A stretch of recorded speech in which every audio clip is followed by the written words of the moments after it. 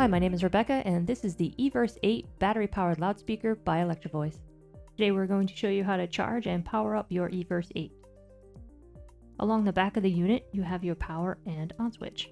Simply take the power cord and plug it in. And the speaker will show here on the screen that it's charging. You can leave it plugged in and it will charge. When you turn it on, the screen will show the battery icon and if it is charging.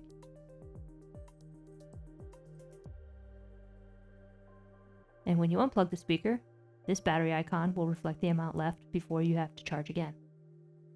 Also located on the back panel is a USB-C port that provides convenient power from the EVERSE 8 battery. It's perfect for when your phone needs a little bit more juice. Now you know how to charge your EVERSE 8 and a mobile device. Please subscribe to our channel for more videos like this, and thanks for watching.